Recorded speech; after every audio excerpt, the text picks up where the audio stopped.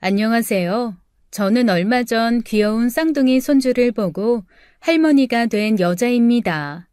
너무나 귀여운 아기가 한꺼번에 2명이나 생기다 보니 그 행복은 2배가 아니라 몇 배나 더 크지만 딸은 매일매일 쌍둥이들을 챙기느라 힘들어 어쩔 줄 몰라 하고 있는 중이네요.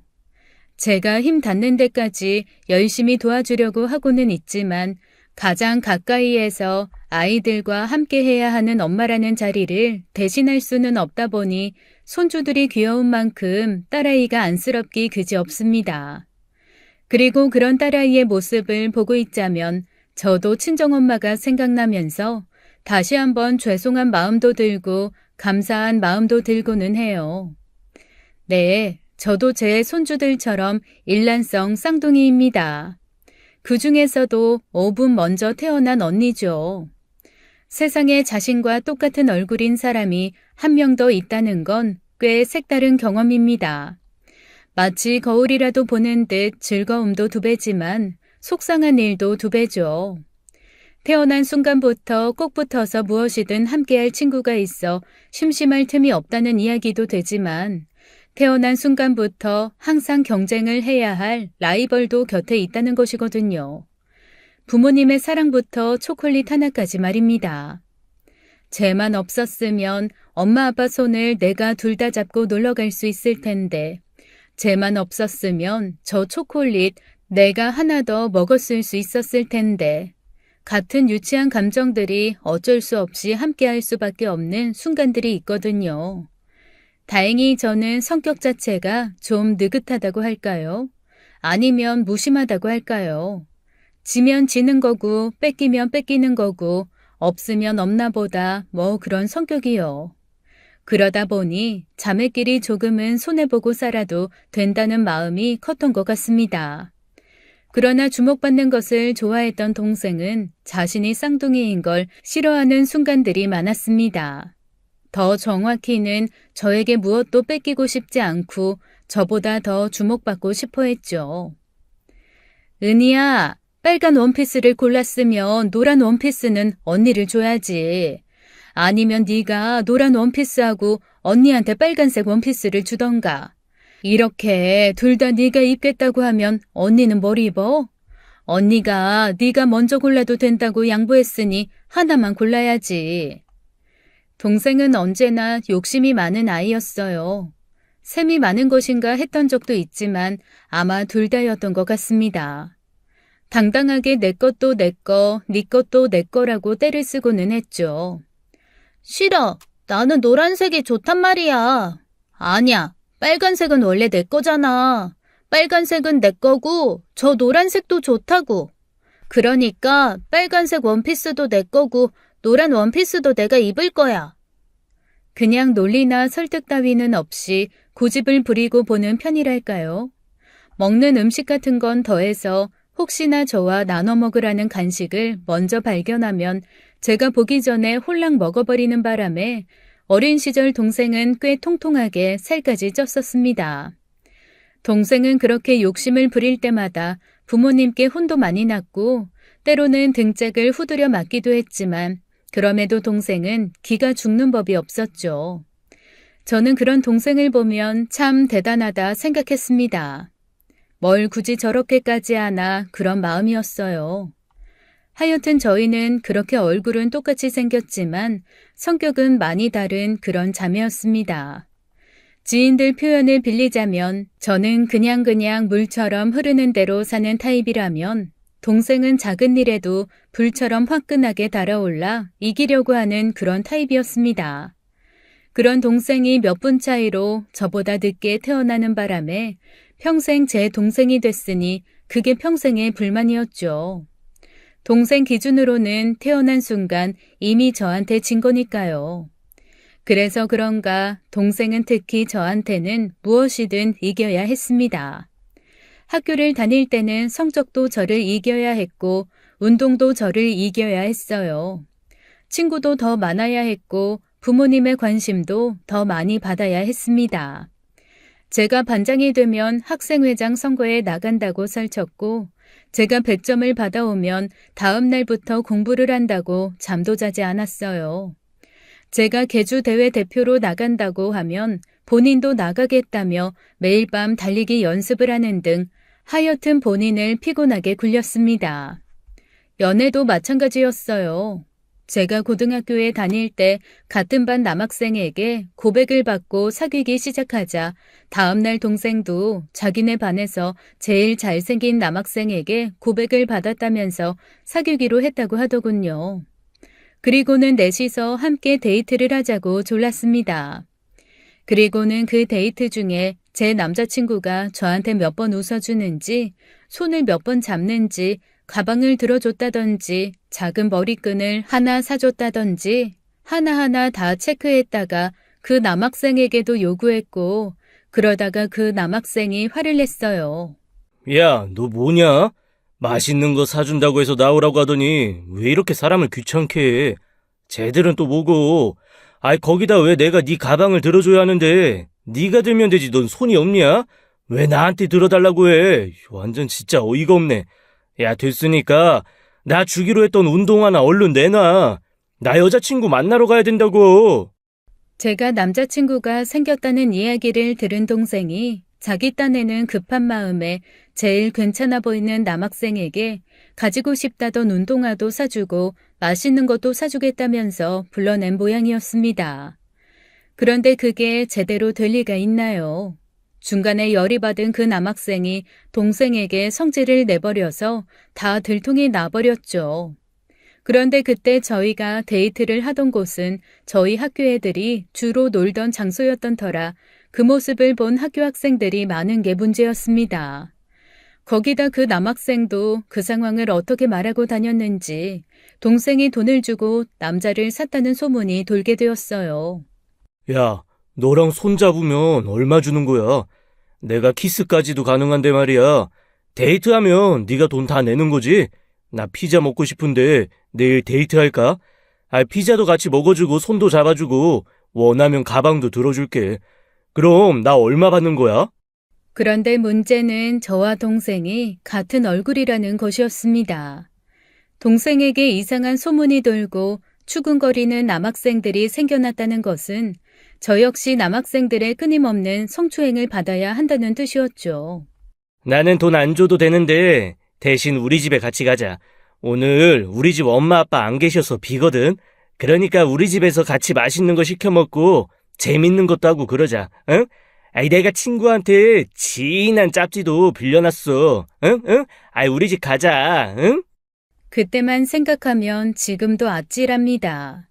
학교만 가면 이름도 모르는 남학생들이 절 동생으로 착각해서 따로 만나자고 말을 걸거나 이상한 내용이 적힌 쪽지를 건네기도 했고 실수인 척 제 몸을 만지고 도망가는 놈들도 많았습니다.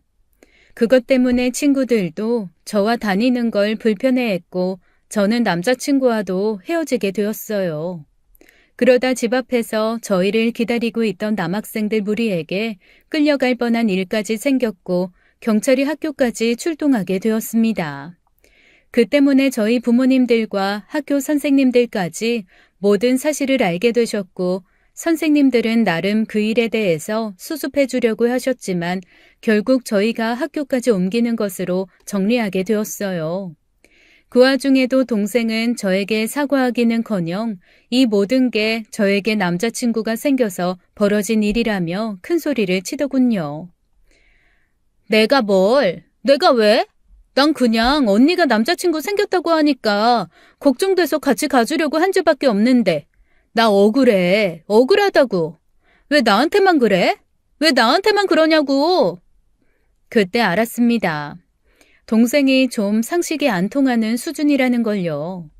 부모님도 그걸 느끼셨는지 그 후로 저희는 쌍둥이지만 가능하면 떨어져서 지내는 걸로 암묵적 합의를 했습니다. 그래서 저희가 전학 갈 학교는 멀리 떨어진 다른 곳으로 정해졌고 그렇게 제가 쌍둥이라는 걸 모르는 친구들 사이에서 새로 시작하다 보니 허전하면서도 홀가분하게 지낼 수 있었어요. 그러나 동생은 아니었나 봐요. 동생은 조금 거리를 두려는 저와는 달리 여전히 저에게 모든 신경이 집중된 것 같았습니다. 특히 남자 문제는 굉장할 정도였어요. 제가 아무리 숨기려고 해도 어떻게든 제가 만나는 남자를 알아내서는 자기는 제가 만나는 남자보다 더 잘생긴 남자, 더 좋은 학교 다니는 남자, 더 연봉이 높은 남자를 만나려고 하더군요. 그런데 그렇게 겉으로 보이는 조건으로만 남자를 선택하다 보니 동생이 만나는 남자들 중에는 성격에 문제가 있는 남자들이 많았습니다. 어떨 때는 길거리에서 서로 엉겨붙어 싸우다가 경찰서까지 끌려가기도 했고 돈을 뜯긴 적도 있고 양다리에 삼다리까지 걸쳐 막장을 찍게 한 남자도 있었어요.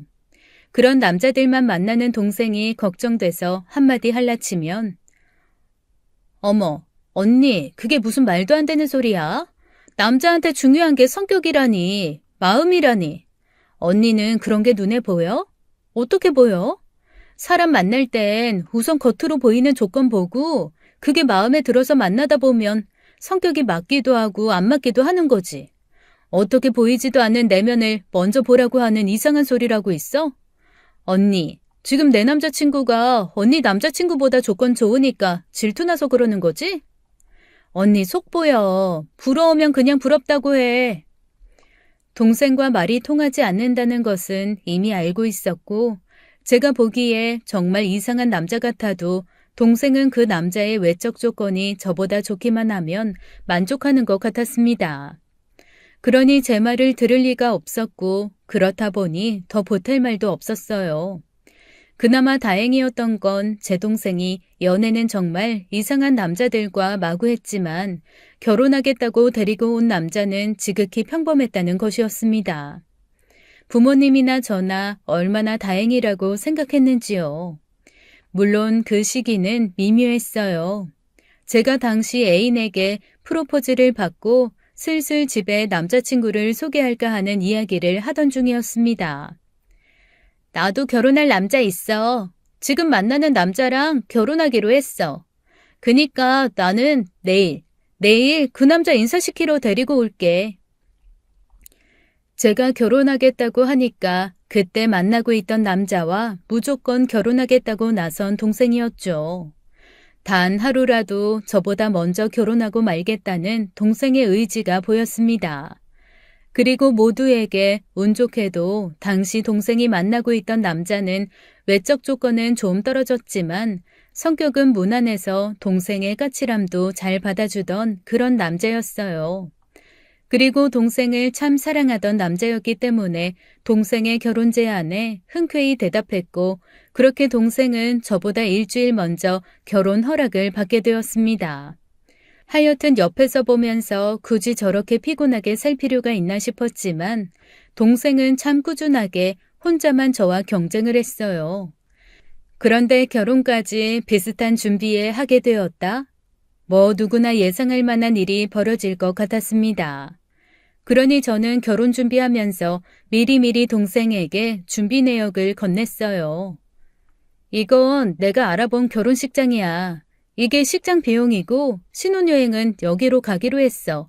가전제품은 이 모델들로 했고 견적은 이 정도 된다고 하더라고. 가구는 여기서 하기로 했고 웨딩드레스는 여기서, 한복은 여기서 맞추기로 했어. 사진은 이 사진관에서 찍을 거야. 비용은 이 정도고. 어차피 동생은 눈에 불을 켜고 저보다 조금이라도 좋은 것, 비싼 것을 하려고 할 것이 뻔하니 그렇게 제가 할 것을 미리 알려주는 게 서로의 시간을 절약해 주는 것이었어요. 제 속도 편했습니다.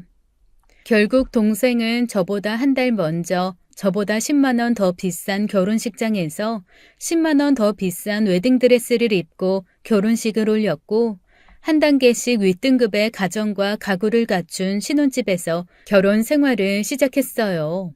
그리고 그 과정이 놀랍도록 평화로웠습니다. 동생 기준에서는 자기가 다 이겼고 제가 다 졌으니까요. 저도 좋았어요.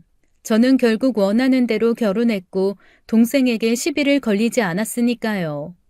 그냥 이런 식이면 되는 건가? 그럼 동생과 잘 지낼 수 있는 건가? 그런 생각까지 들 정도였죠. 그런데 결혼 시기가 비슷하다 보니 동생과 제가 임신한 시기도 비슷했습니다. 그러다 보니 슬슬 걱정이 되기 시작했어요.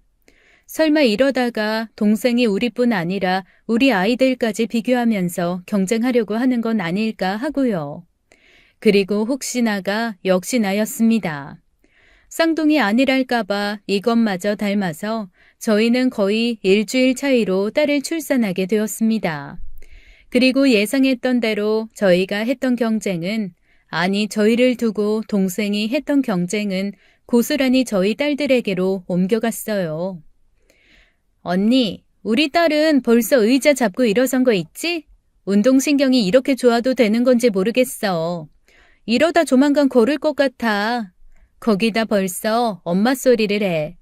얼마나 불러대는지 귀찮을 정도라니까.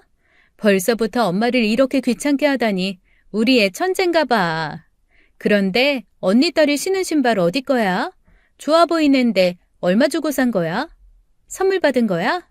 그 선물 누구한테 받은 건데? 저 머리띠는 저건 어디서 산 건데? 거짓말, 백화점에서 산 것 같은데? 정말이야? 거짓말하는 거 아니야? 그럼 저 가방은 그냥 비닐 맞아? 가죽 아니고? 확실해? 자기 딸이 제 딸보다 일주일 먼저 태어났으니 이번에는 자기 딸이 언니라며 그렇게 절 이겼다고 신나하던 것도 잠시 제가 딸에게 어떤 분유를 먹이는지 어떤 기저귀를 채우는지를 시작으로 저희 딸의 유모차, 아기 침대, 아기 옷 하나하나 눈에 불을 켜고 비교하며 살펴보기 시작했습니다. 자기 딸에게는 내 딸보다 좋은 구두를 신겨야 했고 자기 딸에게는 내 딸보다 좋은 원피스를 입혀야 했어요. 그러니 저는 동생네 모녀를 만날 일이 있을 때마다 저는 제 딸의 옷들 중에서 제일 허름한 옷을 찾아서 입히느라 부산했죠. 그럼 동생은 자기 딸과 제 딸을 비교하고는 만족해하곤 했습니다. 물론 제 딸도 동생 만날 때 예쁜 옷을 입고 간다며 투정을 부렸지만 어떻게든 잘 달랬고 그렇게 나름 평화로운 시간을 보냈는데 드디어 피할 수 없는 시기가 와버렸어요. 그래서 넌 이번 모의고사 전국 몇 등 한 건데? 국어는 몇 등이었어? 영어는? 수학은? 아니, 전국 등수 말이야. 이번 시험 전국 모의고사였잖아. 딸들이 같은 학교에 다니는 것이 아니라서 괜찮을 줄 알았지만 동생은 그 와중에도 어떻게든 비교할 구석을 찾아냈습니다. 처음에는 아무것도 모르던 제 딸이 사실대로 자기 점수를 알려주다가 어느 순간 불쾌해하는 이모를 눈치챘어요. 엄마, 이모는 도대체 왜 저러시는 거야? 이모, 저번에 내가 시험 잘 봤다고 하더니 엄청 험악하게 인상 쓰신 거 알아? 그러다 이번에 시험 망쳤다고 하니까 아닌 척하면서 엄청 웃으셨어. 그게 뭐야? 조카 잘 되는 게 싫으신 거야? 아니면 그냥 내가 싫으신 거야? 이모 도대체 왜 그러시는 거야? 그런데 제 딸도 성격이 저와 비슷했습니다. 자기 페이스로 사는 남과 경쟁하는 걸 좋아하지도 않았어요. 아니 오히려 굉장히 싫어했습니다. 상황이 이렇다 보니 제 딸은 이모나 사촌을 보는 것 자체를 힘들어하며 스트레스를 받아 했어요. 동생한테 좀 적당히 하라고 해봤지만 자기가 뭘 어떻게 하고 있는지 자각 자체가 없으니 달라지는 것도 없었죠. 결국 저는 제 딸을 위해서 또다시 동생을 피하기 시작했습니다. 그리고 혹시 동생을 만나야 하는 일이 생기면 딸을 데려가지 않았고 딸에 대해서 물어보는 게 있더라도 입을 꾹 다물고 알려주지 않았어요. 그런데 무슨 운명의 장난인지 제 딸이 결혼하겠다며 남자가 생겼고 제가 사윗감을 데리고 친정으로 인사시키러 간 날이었습니다. 세상에, 동생도 조카가 결혼할 사람이라며 남자를 데리고 온 것입니다. 결혼 날짜도 딱 일주일 차이더군요. 동생의 성격은 뻔히 알고 있었고 무슨 일이 생길지도 예상이 되던 바였기 때문에 가능하면 저희 딸의 결혼 날짜를 변경하고 싶었어요. 하지만 사돈댁 사정도 고려해서 정한 날짜다 보니 결국 조정하지 못하고 원래 일정대로 결혼을 진행할 수밖에 없었습니다. 그리고 뭐 예상했던 상황이 벌어졌어요. 완전 전쟁이었죠. 드레스부터 스튜디오, 메이크업, 예식장, 신혼여행.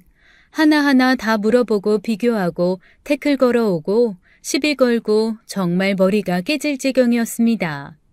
거기다 엄마를 닮은 조카의 성격도 만만치가 않았어요. 이모, 잘 지내시죠? 결혼 날짜 나온 거 보니까 제가 일주일 먼저더라고요. 그래서 윤주 결혼식에는 참석 못할 것 같아서 미리 축하 인사하려고 들렸어요. 제가 결혼식 다음 날부터 신혼여행인데 멕시코 칸쿤으로 갈 거라서요. 오며 가며 시간도 있고 해서 보름 잡았거든요. 저희 남편 될 사람도 워낙 바쁘게 일만 했던 사람이라 이번 기회 아니면 여행도 제대로 못한다고 좀 길게 다녀오고 싶다고 하더라고요. 거기가 그렇게 비싼 데라는데 정말 돈 걱정 없다는 게 이런 건가 봐요, 이모. 제 남편 될 사람이 일로는 외국에 많이 다녔는데 여행으로는 제대로 다녀본 적이 없는 사람이라서요. 저희 둘 다 이번 여행에 기대가 엄청 커요. 그래서 아쉽지만 아무래도 윤주 결혼식에는 참석 못할 것 같아요. 이건 와인이에요. 저랑 결혼할 사람이 사업차 선물 받는 일이 많아서 그런가 이런 게 워낙 많더라고요. 이 와인이 재벌집 회장님들한테나 선물로 들어가는 건데 이 사람 덕분에 돈 많이 번 사람이 고맙다고 특별히 선물해줬다고 하더라고요.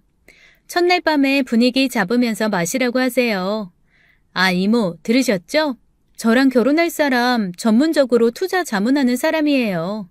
저는 그게 그렇게 돈 많이 버는 일인지 몰랐는데 엄청나더라고요. 이거 프로포즈 받으면서 받은 반지예요. 옛날식으로 보면 약혼 반지라고 해야 하려나요? 근데 이것도 벌써 2캐럿인 거 있죠. 도대체 결혼 반지는 얼마나 큰 걸로 해주려고 하는지 모르겠어요. 저보고는 우아하게 돈 쓸 몸과 마음만 가지고 오면 된다고 하는데 정말 그래도 될지 모르겠어요. 그러고 보니 윤주 결혼하는 남자는 뭐 하는 사람이라고 했었죠? 조카는 말로는 결혼식 선물을 전해주려고 왔다고 하면서 자기가 얼마나 돈 많은 남자한테 시집 가는지만 1시간 넘게 떠들고 가더군요. 나중에 딸에게 물어보니 안 그래도 하루에도 몇 번씩 연락해서는 이것저것 물어보고 기껏 대답해주면 그것밖에 못하냐, 그것밖에 못 받냐고 하면서 비웃는 통에 기분이 상하는 일이 한두 번이 아니었다고 하더군요. 저도 이미 경험해본 일이니 누구보다도 그 속상한 마음을 잘 알지만 그저 좋은 일 앞두고 너무 마음 상하지 말라고 다독여 줄 수밖에 없었습니다. 그렇게 조카의 화려한 호텔 결혼식이 있은 다음 주 우리 딸의 결혼식도 치렀어요. 그리고 동생녀는 제 딸의 결혼식 내내 입을 가만두지 못했습니다. 역시 호텔 결혼식하고 웨딩홀 결혼식하고는 조명 때깔부터가 다르네. 신부가 조명빨을 잘 받아야 사진이 예쁘게 나오는데 이건 뭐 거무틱틱하고 칙칙하게 나오겠어. 나중에 윤주는 결혼사진 보면서 내 딸 결혼사진하고 너무 비교되고 속상하겠다. 그치? 아닌가? 조명 탓이 아닌가? 혹시 화장 탓이야? 언니, 쟤는 메이크업 어디서 했어? 우리 딸은 그 연예인들만 담당해주는 원장님한테 특별히 예약해서 받았는데 원판도 화려한 애가 솜씨까지 좋은 원장한테 해서 그런가 엄청 예뻤잖아. 기억나지? 하긴 20만 원짜리 화장이랑 200만 원짜리 화장이랑 똑같으면 누가 200만 원짜리 화장하겠어? 20만 원짜리 화장하지. 안 그래? 근데 언니, 제 드레스 설마 저거 빌린 거야? 왜 드레스 색도 칙칙해? 뭐 묻은 것도 같은데. 저건 얼룩인가? 드레스 그까짓 거 얼마나 한다고 한 벌 사주지. 신부한테 헝거리 펴? 그럴 거면 차라리 나한테 말하지. 우리 딸 입었던 거 빌려주게. 그게 프랑스 디자이너한테 특별히 맞춤해서 비행기로 가져온 거라서 저렇게 빌린 거랑 비교도 안 되게 비싸고 고급인데 말이야. 아닌가? 사이즈가 다른가? 하긴 우리 애가 워낙 몸매가 글래머러스하고 굴곡 있어서 밋밋한 몸매 언니 딸이 입으면 그냥 흘러내리겠다. 근데 언니, 식사는 설마 뷔페야? 정말 이게 무슨 싸구려 시장통도 아니고 좀 우아하게 앉아서 먹지. 어수선하게 이게 무슨 뷔페야. 우리 앤 자리에 앉아있으면 코스로 닦아져다 주고 얼마나 편했어. 언니도 그렇게 좀 하지 그랬어. 좀 비싸도 그게 품위가 있었잖아. 뭐 비교할 수 있는 상황이 아니지만 어쩔 수 없이 비교가 되네. 그나저나 언니 딸은 왜 이마를 깐 거야? 안 그래도 얼굴이 둥글납작한 애가 이마까지 까니까 그냥 보름달이네 보름달.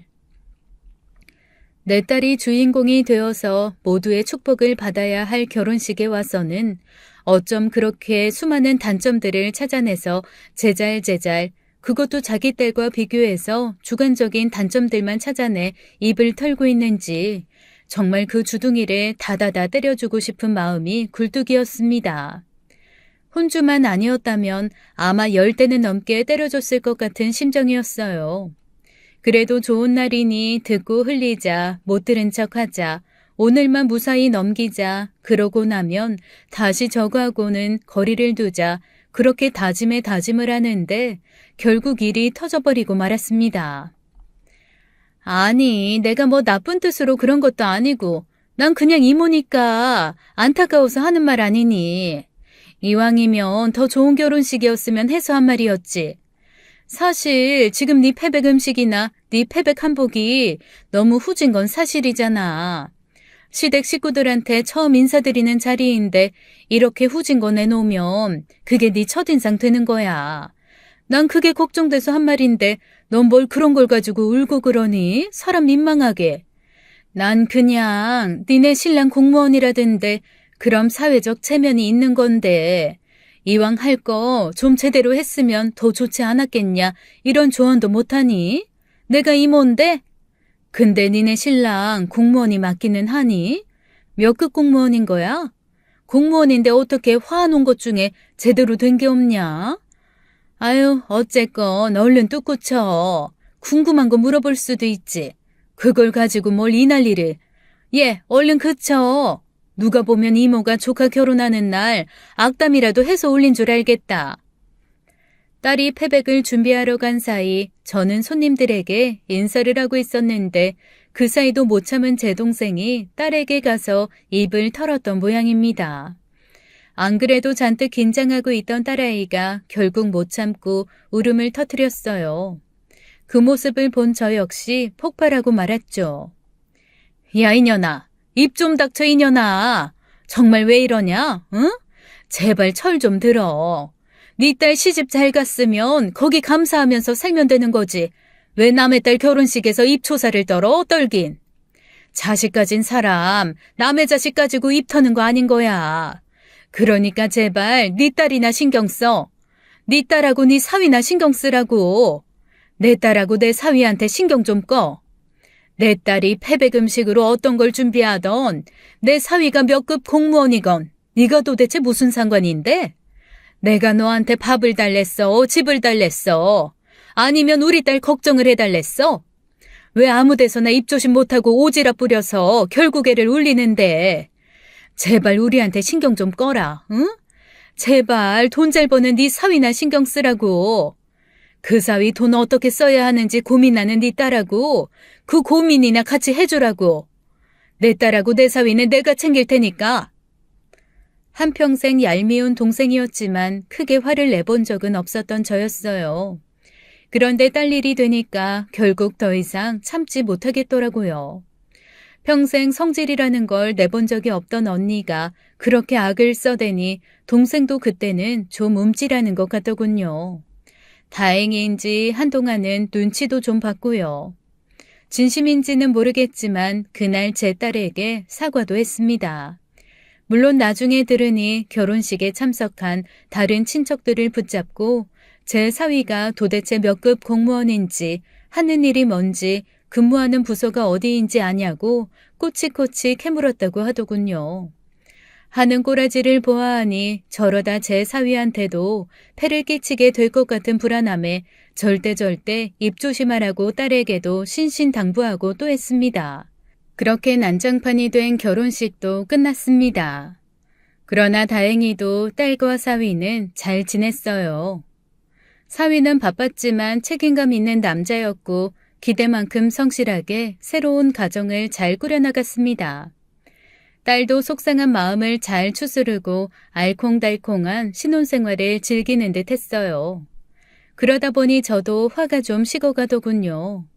물론 제 딸에게도 이모를 용서하라고 하고 싶은 마음은 없었기 때문에 그저 저 혼자 마음을 풀고 간간히 가족 모임에서 만나면 다시 말이나 하는 정도로 지냈죠. 동생도 제가 한번 화를 내는 것을 봐서 그런가 조금은 입조심을 하는 듯 했습니다. 그런데 결국 제 동생은 제 동생이었어요. 어느 날 친척 어른 칠순잔치가 있는 날 자기가 잔치의 주인공인 양 온몸이 번쩍거리게 화려한 옷차림에 장신구를 하고는 사위가 내줬다며 기사까지 딸린 차를 타고 나타난 동생은 저를 보자마자 엄청나게 반갑다는 듯 손을 흔들더니 모두가 들을 수 있는 큰 소리로 크게 소리쳤어요. 언니! 언니! 나 어제 언니 사위 봤어. 세상에 내가 언니 사위를 딱 2번 봤잖아. 근데 식구는 식구더라. 마주치니까 한눈에 딱 알아보겠는 거 있지? 내가 며칠 전에 새벽부터 골프 약속이 있어서 나가는데 내가 요즘 사위가 권해서 골프 시작했거든. 그게 운동되고 참 좋더라. 어쨌든 그래서 내가 새벽부터 나가는데 말이야. 앞에 청소차가 와서 서는 거야. 에이 지저분하게 이게 뭐야 하고 비켜가려고 하는데 어쩜 그 청소차에 딱 언니 사위가 타고 있네. 진짜 어찌나 신기하든지. 근데 언니, 나 언니 그렇게 안 봤는데 결국은 언니도 사위가 하는 일 창피했던 거야? 내가 그렇게 무슨 공무원이냐, 몇 급 공무원이냐, 근무처가 어디냐고 물어봐도 입도 뻥끗 안 하더니 창피해서 그런 거였어? 근데 내가 눈치 없이 자꾸 물어본 거였어? 뭐가 그렇게 신이 나는지 주변 시선을 모두 모으려는 듯 평소보다 3옥타브는 높은 목소리로 주변이 울리도록 쩌렁쩌렁하게 소리쳤습니다. 언니, 사위가 청소하는 게 그렇게 쪽팔렸어? 아유, 뭘 그래. 요즘 구직난이라잖아. 나도 뉴스에서 봤어. 이번에 청소 공무원 뽑는데 사람들 엄청 몰렸다는 뉴스. 그걸 뚫고 청소 공무원 된 거면 언니 사위도 능력자인 거야. 그러니까 자부심을 가져.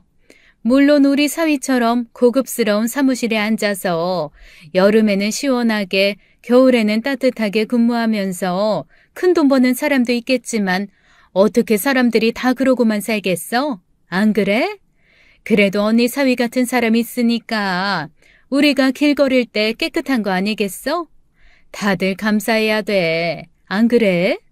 근데 언니, 청소 공무원은 월급이 얼마나 되는 거야? 아무래도 새벽에 일하니까 수당을 많이 받을 것 같은데 뭐 위험수당도 있고 그렇지 않나? 역시 몸 쓰는 일을 하는 사람은 뭐가 달라도 다른 것 같아. 내가 언니 사위 보면서 참 몸 좋다 했더니 역시나 무거운 거 번쩍번쩍 들고 그래서 그런가 봐. 그래도 이제 결혼도 했으니까 가족들 생각해서 살살 하라고 그래. 괜히 무거운 거 잘못 들다가 허리라도 다치면 어떡해? 몸뚱이 하나 있는 건데 그거라도 제대로 아껴야지. 안 그래? 아니다. 이럴 게 아니라 내가 우리 사위한테 말해서 보약 한 재 지어줄게. 우리 사위가 단골로 약 지어 먹는 곳이 있어서 나도 같이 가본 적 있는데 비싸서 그렇지 좋은 약재 써서 잘 지어준다 하더라고. 우리 사위가 사무실에서 편하게 일하는 건 맞는데 워낙 머리 쓰는 일이다 보니까 그렇게 몸에 좋은 걸 다 챙겨 먹어야 하더라고. 사람이 몸 쓰는 것만 체력전이 아닌가 봐. 내가 거기다 부탁해서 언니 사위 약 한 재 지어서 선물할게. 근데 거기서 짓는 약이 몸 쓰는 사람한테도 효과가 있는지는 모르겠네. 처음에는 무슨 소린가 하고 듣다 보니 중간쯤 대강 무슨 상황인지 눈치를 챘습니다. 제대로 정정을 해줘야 하는 생각도 잠시 들었지만 가만 보니 오히려 다행이라는 생각이 들더라고요. 동생이 저렇게 신나하는 거 보니 앞으로 우리 사위에 대한 관심은 좀 끊을 것 같았거든요. 동생 이야기를 들은 다른 친척들도 조금씩 수군거리는 것 같았지만 뭐 저희 사위가 부끄러운 직업을 가진 것도 아니고 누가 뭐라고 하건 전 당당했으니 상관이 없었어요. 돈이나 사회적 지위로 사람을 판단하는 동생에게 있어서 돈 잘 버는 자기 사위가 훨씬 만족스러웠겠지만 그것 역시 각자의 기준이 다른 것이니까요. 근데 그러면 언니는 사위한테 용돈이나 선물 받기 미안하겠다. 그렇게 새벽부터 어렵게 번 돈이니까 말이야. 언니, 이거 내가 이번에 사위한테 받은 팔찌인데 언니 할래? 난 이거랑 비슷한 거 너무 많이 받아서 그런가 이제 예쁜 것도 모르겠네. 금이라고 하는데 무겁기만 하고요. 사실 금이라고 해봤자 다이아 큰 거 하나 제대로 박힌 거에 비하면 싸구려지 뭐. 그니까 이건 언니 해. 왜? 괜찮다니까. 언니가 차봐. 그날 동생은 잔치의 주인공보다도 훨씬 더 주목을 받았어요. 사위가 선물하라고 했다면서 친척들에게 값비싼 화장품 세트와 양주를 선물로 돌렸습니다. 그러면서 자기 사위가 친척들한테 여행을 선물로 해주기로 했다면서 조만간 크루즈 한 대 빌려서 친척 여행을 가자고 다들 시간만 내라며 큰 소리를 쳤습니다. 친척들은 그런 동생을 부러워했고 그 속에서 동생의 콧대는 하늘까지 솟구쳤어요. 다들 동생의 사위가 어떤 일을 하는 사람이길래 그렇게 돈을 많이 버는 것인지도 궁금해도 했습니다. 덕분에 다들 제 사위에 대해서는 잊어버린 것 같으니 그것도 좋더군요. 그리고 그런 분위기 속에서 동생은 자기가 완전히 이긴 승리자가 된 것 같은 기분을 만끽하고 있었습니다. 우리 사위가 투자 전문가예요. 투자 전문가. 왜 드라마 같은 데 보면 나오잖아요. 아직 사람들이 제대로 그 가치를 모르는 그런 데다가 미리미리 투자해서 그 회사에도 도움을 주고 그러다 그 회사 커지면 처음에 투자한 사람은 돈 버는 거요. 말 그대로 누이 좋고 매부 좋은 그런 일이에요. 우리 사위가 그런 일을 해요. 워낙 감이 좋아서 그런가 얼마 전에도 아주 큰 돈을 벌었다고 장모님 체면 세워준다고 아주 멋진 크루즈 한 대 빌려서 친척들 몽땅 모아서 여행 한번 시켜드리라고 하더라고요. 뭐 그래봤자 우리한테나 큰 돈이지. 우리 사위한테는 푼돈이지 뭐 푼돈. 이야기를 들은 친척들은 모두 신이 나서 환호성을 지르고 난리가 났어요. 동생은 점점 더 잘난 체를 했지만 저는 뭐 그런가 보다 했죠. 덕분에 친척들끼리 여행을 가게 됐으면 또 그건 그것대로 좋은 일 아니겠어요? 그리고 얼마 후 정말 동생의 사위는 인천을 출발해서 울릉도까지 다녀오는 크루즈 한 대를 빌려 친척들을 초대했습니다. 외국까지는 아니었지만 2박 3일의 코스였고 무엇보다도 처음 동생이 약속한 것처럼 모든 게 공짜였어요. 거기다 친척들뿐 아니라 친척들의 친구들, 친척들의 사돈의 팔촌까지 친척들과 연결만 되어 있다면 누구든 데리고 와도 된다는 소리에 그날 배안은 북적북적 아주 잔치집 같았습니다. 이렇게 귀하신 시간들 내주셨으니 제가 최선을 다해서 좋은 곳들로 모시라고 당부해 놓겠습니다. 여기 계신 분들이 모두 친척 어르신들이니 저를 사위다 생각하시고 편하게 대해 주십시오. 사위도 자식이니 내 자식이구나 하시면 되겠습니다. 제가 비록 젊은 나이에 큰 돈은 벌었지만 그래서 더 어른 모시는 게 중요하다는 걸 압니다. 그러니 비록 짧은 시간이지만 즐겁게 보내주십시오. 제가 다음에는 더 돈 많이 벌어서 일본, 중국도 보내드리고 또 그 다음에는 유럽 여행까지 책임지고 보내드릴 거 약속드릴게요.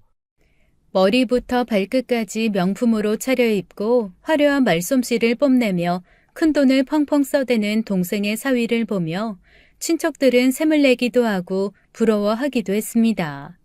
동생은 그런 분위기를 즐기다 못해 누리고 있었죠. 우리 사위가 어디 투자하는지 내가 어떻게 알아요. 나야 그냥 용돈 주면 받고 선물 사주면 받는 거지.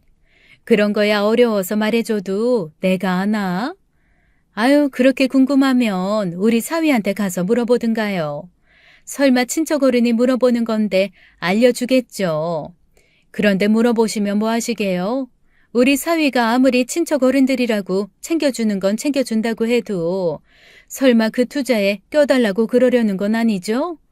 우리 사위 자잘하게 푼돈 굴리고 그런 사람 아니에요.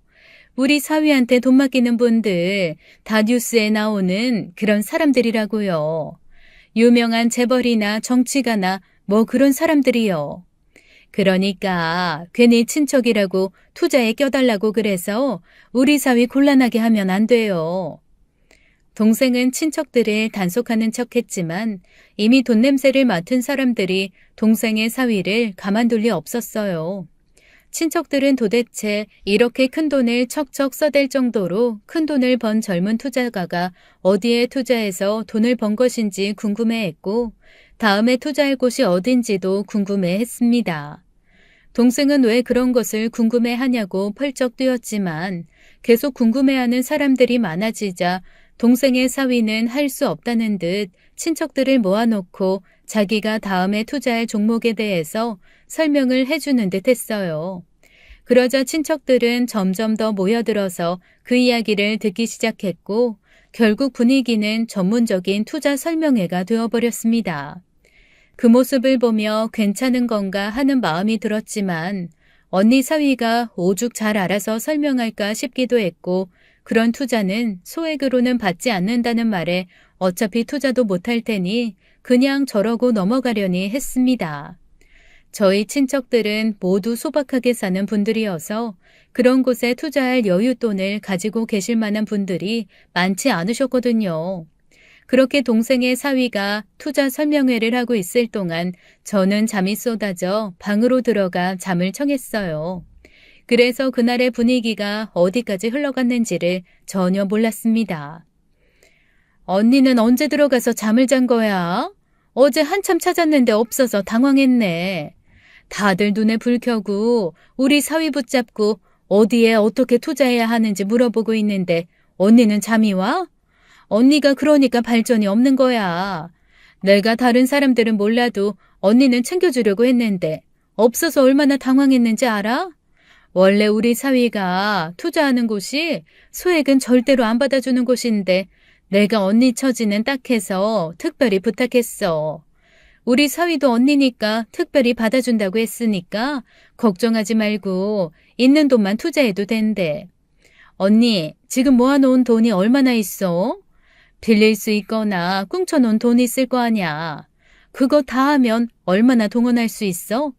우리 사위 말로는 이번 건 반년이면 2배로 불고 1년이면 5배까지 늘어날 수 있다고 하니까 과부 땡볕을 내서라도 빌릴 수 있는 건 다 빌려가지고 와봐. 그렇게 그냥 1년만 눈 딱 감고 있으면 그냥 로또 되는 거야. 1,000만 원이면 5천만 원 되는 거고 1억이면 5억 되는 거라고. 언니가 언제 이런 큰 돈 벌 기회가 있겠어?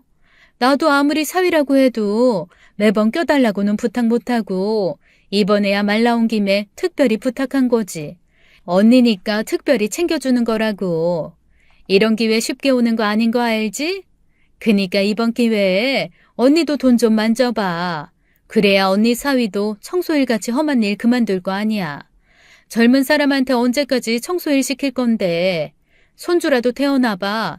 걔가 자기 아빠 직업에 청소부라고 적으면 얼마나 쪽팔리겠어. 솔직히 언니도 쪽팔리니까 청소부라고 안 하고 공무원이라고 한 거 아니야? 그니까 언니도 좀 솔직해지라고. 세상 사람들 다 돈 좋아해. 그니까 괜히 점잖은 척 할 거 없어. 아니다. 그럴 게 아니라 사위한테 이야기해봐. 아무리 청소 공무원이지만 공무원은 공무원이니까 대출 나오는 거 있을 거야. 그니까 차라리 대출 최대로 받아서 그 돈으로 투자해보라고 해. 그럼 언니 한 방에 멋진 장모 되는 거야. 이번 기회에 언니도 부모 노릇 좀 한번 해봐. 아니 자식들 평생 그 꼴로 살게 할 거야? 응? 언니.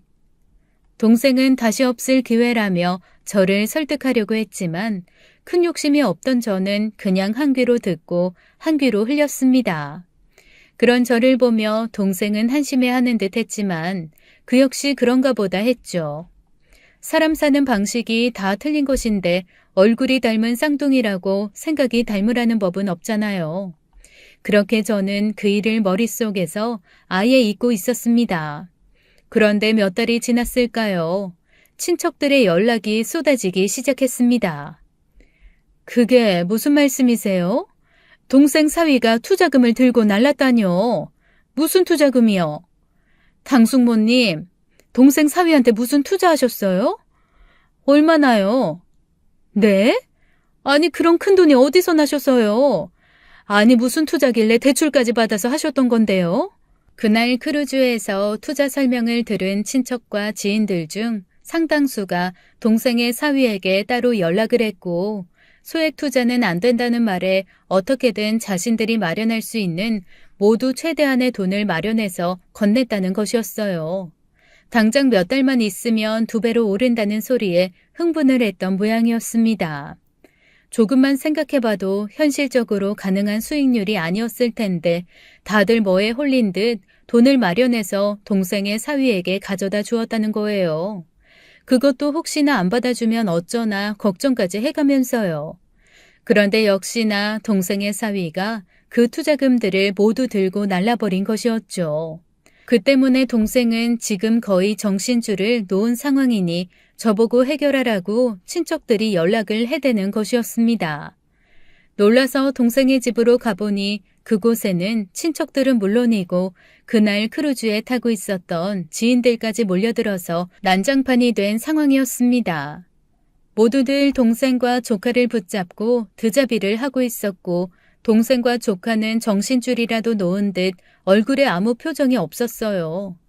저는 놀라서 사람들을 모두 떼어놓았습니다. 아니 지금 이게 뭐 하는 거예요? 이거 놓고 말씀들 하세요. 이렇게 분풀이 한다고 돈이 돌아오는 것도 아니고 다들 화나신 건 알겠지만 지금 누구보다 제일 황당할 사람이 제 동생일 거예요. 그러니까 우선 진정들 좀 하시고요. 여기서 이런다고 사기꾼 놈을 잡을 수 있는 것도 아니잖아요. 방법을 찾아보셔야죠. 경찰에 신고는 한 건가요? 경찰에서는 뭐라고 하나요? 그 후로 저는 망연자실해서 아무것도 하지 못하는 동생과 조카를 대신해 화가 나서 악만 쓰는 친척들을 대신해 여기저기 뛰어다니기 시작했습니다. 경찰서를 찾아가서 신고를 하고 상담을 받고 변호사를 찾아가서 관련된 내용의 상담도 받았어요. 아무리 얄미운 동생이라도 결국 제일 가까운 가족인데 이렇게 되니 마음이 아파서 어찌할 바를 모르겠더라고요. 알고 보니 동생의 사위는 전문적인 투자 사기꾼이었습니다. 그동안 이름을 바꿔가며 여기저기서 투자 사기를 치며 전국을 돌아다니다가 지금은 여러 이름으로 수배까지 당한 상태였어요. 조카는 그것도 모르는 상태에서 그 남자를 만나 결혼까지 하게 된 것이었습니다. 그 사기꾼은 아예 작정하고 조카에게 접근해서 동생과 장모인 제 동생에게 돈을 펑펑 쓰는 모습을 보여주며 방심시킨 것이었어요. 돈을 불려주겠다며 동생과 조카의 모든 재산을 빼돌린 것은 물론 여기저기 투자 사기금도 뜯어내던 중 마지막으로 친척들한테까지 크루즈에 모아놓고 크게 한방 사기를 친 뒤에 이미 외국으로 날라버렸다는 것이었죠. 그렇게 친척들이 투자한 돈이 적지 않았습니다. 군중 심리인지 아니면 눈앞에 펑펑 돈을 쓰는 사람을 보고 자기도 그렇게 벌 수 있다고 스스로를 속인 건지 그것도 아니면 동생의 사위이다 보니 철석같이 믿었기 때문인지 소박하게 살아온 그 사람들이 여기저기서 돈을 다 끌어모아서 1억씩 2억씩 투자했고 그 돈을 대충만 계산해도 몇십억이 훌쩍 넘을 것 같았어요. 그러나 경찰에서는 기다리라는 말만 했습니다. 그러면서 현실적으로 그 사기꾼이 도망간 곳이 범죄자들이 도망가면 가장 찾기 어려운 나라로 작정하고 도망간 것이라 사실 거의 잡을 확률은 희박하다고 하더군요. 거기다 이런저런 단계를 거쳐서 잡는다고 해도 시간이 오래 걸리게 되면 이미 사기친 돈들은 다 썼거나 어디 숨겨놨거나 해서 찾을 수 없을 가능성이 크다고요. 상황이 이렇게 되니 친척들은 다시 제 동생을 붙잡고 네 사위가 친 사고니 네가 수습해라, 네가 그 돈을 내놔라 하면서 계속해서 괴롭혔어요. 결국 제 동생은 탈진해서 병원으로 실려가고 말았습니다. 언니, 나 이제 정말 어떻게 해야 할지 모르겠어. 왜 나한테 이런 일이 벌어진 걸까? 내가 정말 인생 잘못 산 걸까? 그래서 내가 벌 받는 거야? 그럼 나만 벌 주시면 되지. 왜 내 딸한테까지 이런 일이 생기는 거야? 이제 내 딸 어떡해? 내가 잘못 살아서 내 딸까지 이렇게 힘든 일을 겪는 거면 나는 정말 어떻게 해야 하지, 언니? 내가 내 몸뚱이를 팔아서라도 해결할 수 있는 일이면 그렇게라도 하겠는데 이건 내가 어떻게 해도 해결할 수 없는 일이니 어쩌면 좋아, 언니. 언니, 나 정말 어떻게 해야 돼? 나 정말 어떻게 해야 돼, 언니? 동생이 그렇게 약해진 모습을 보게 될 줄은 몰랐습니다. 딸이 이상한 남자를 만나서 인생이 꼬인 것도 자기 탓 같았고 거기에 동조해서 함께 신나했던 것도 민망해 하는 듯 했어요. 그런 동생을 보니 기분이 참 미묘해졌습니다. 이러니 저러니 해도 저는 동생을 사랑했고 동생이 그렇게 기가 죽기를 바랬던 것은 아니었거든요.